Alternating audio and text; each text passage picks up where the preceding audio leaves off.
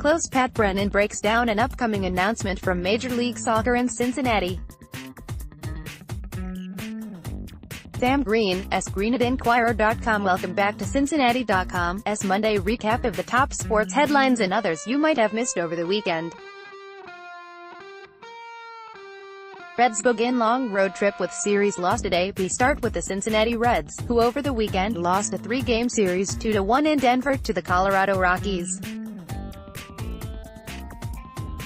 In the first game of the series on Friday, pitcher Sal Romano went 5 1/3 innings and allowed 5 runs on 8 hits in the Reds' 5-4 loss. More from Inquirer beat writer John Fay. Pitching at Coors Field is never easy, but staked to a 4-1 lead in the third, Romano gave it up in the bottom of the inning. And 2 of his walks were to Tony Wolters, who came in hitting .130. One of the walks forced in the tying run. Wolters scored the winning run after the other walk. "You can't walk him," Romano said. "Twice I did. It's unacceptable. It cost us the game." In the series' second game, the Reds erased deficits 3 times to earn a 6-5 win over the Rockies. More from John Fay. Bases loaded, no outs, 1-run lead, Coors Field. "That's what Jared Hughes faced Saturday night. I don't know what the odds were," Hughes said, "but I'd imagine they're not good." But Hughes pulled off the super save, hitting a fielder's choice ground out and a line drive double play to preserve the Reds' 6-5 victory over the Colorado Rockies before a crowd of 42,844 at Coors. And in the third and final game of the series, the Reds' bullpen surrendered a 3-1 lead in an eventual 8-2 blowout loss to Colorado. More from Fay. The Cincinnati Reds bullpen has been pretty reliable lately, to the tune of a 5-1 record and a 2.26 ERA over the last 18 games. That was not the case Sunday in an 8-2 loss to the Colorado Rockies Sunday before a crowd of 36,383 at Coors Field. It was a 3-1 game when the relief corps took over. But Wandy Peralta gave up an inherited run, and Tanner Rainey and Dylan Floro both gave up 2-run homers to move the game quickly from winnable to blowout. More. Reds pitcher Anthony Desclafani remains encouraged after getting hit around in rehab start. More. Leading question for Cincinnati Reds has no easy answer. More. Cincinnati Reds manager Jim Riggleman on Brandon Finnegan's remarks. "I'm biting my tongue, Jay." The latest Reds news. Download our app on both the Apple App Store and Google Play for Android users. More. First month free. Subscribe to unlimited digital access to Cincinnati.com. Cincinnati Bengals wide receiver John Ross, 15, lines up for a play in the first quarter during the Week 8 NFL game between the Indianapolis Colts and Cincinnati Bengals, Sunday, October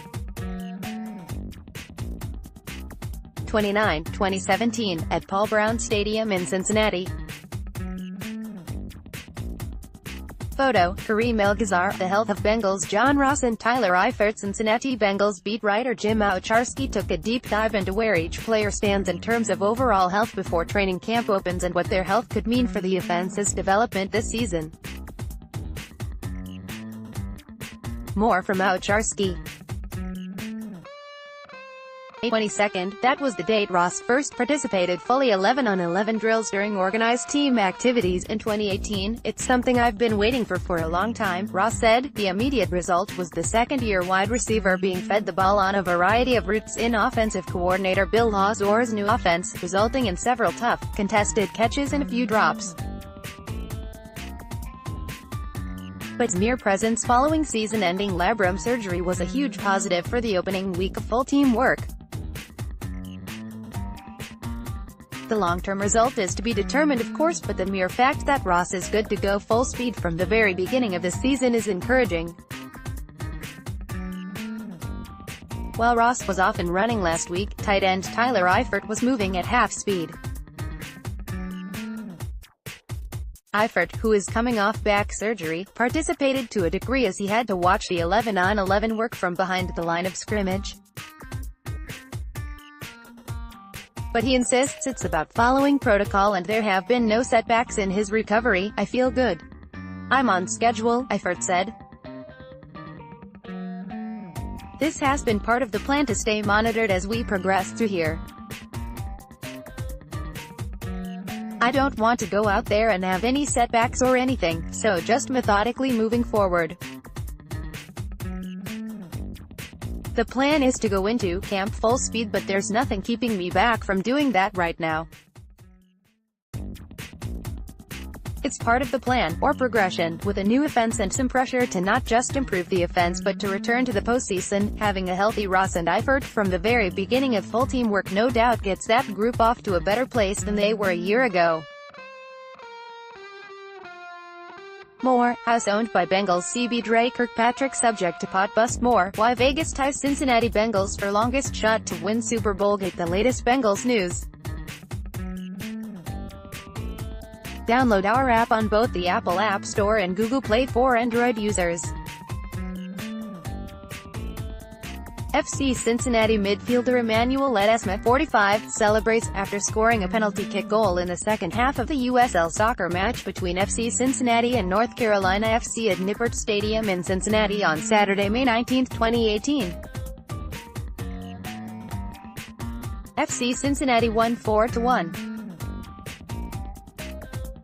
Photo, Sam Greene. Louisville still has FC Cincinnati's number. Football club Cincinnati lost to its biggest rival, 2-0, on Saturday in what was a 6-point swing in the United Soccer League's Eastern Conference standings. More from FC Cincinnati beat writer Charlie Hatch. Football club Cincinnati hosted Louisville City FC on April 7 at Eifert Stadium with an opportunity to not only play the team's biggest rival, but to dethrone the reigning United Soccer League champion and showcase Cincinnati's 2018 potential.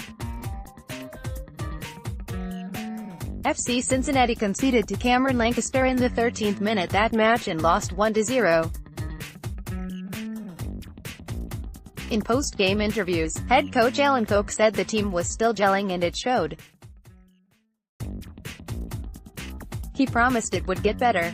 It has. Cincinnati has become the highest-scoring team in the Eastern Conference and entering Saturday night, led the league. Louisville sat in second, a point behind. But Saturday night was a reminder that while things have certainly gotten better, they're still not perfect. Cincinnati conceded in the 15th minute to Lancaster, and similarly to the April 7 matchup, struggled to muster a response in what became a 2-0 loss. Disappointing result, obviously. That goes without saying, Koch said, but also equally disappointing performance. We weren't happy with how we performed tonight whatsoever. If the first derby game was the moment to learn from, where Cincinnati was exploited for its lack of cohesion, the second one was a reminder that for however successful the club has been recently, there's still considerable room for improvement. More, 5 takeaways from FC Cincinnati's 2-0 loss to Louisville City, Tuesday MLS announcement. More, Alan Koch, FC Cincinnati lacks work rate in 2-0 loss to Louisville City FC. GET the latest FC Cincinnati news. Download the FC Cincinnati soccer app on both the Apple App Store and Google Play for Android users. By photo, Cincinnati Bearcats coach Luke Fickell has landed an oral commitment from 6'8" quarterback athlete Cameron Jones of Lexington, Kentucky. Photo, The Inquirer, Kareem El-Ghazar. Other headlines you might have missed: Edgic Bearcats football team lands commitment from Cole Rain's Eric Phillips. J. The latest UC Sports news. Download the Bearcats app on both the Apple App Store and Google Play for Android users. High schools, takeaways. Mason, Madeira headed to Columbus. Highlands win 36th District High Schools. Prospect breakdown. Mariemont's Robinson sends Warriors to state. IH's pre-gel win State High Schools. Williamsburg's softball run ends in regional final heartbreaker. J. The latest news from your favorite high school teams. Download the Varsity app on both the Apple App Store and Google Play for Android users. Autoplay show thumbnails, show captions, last slide, next slide.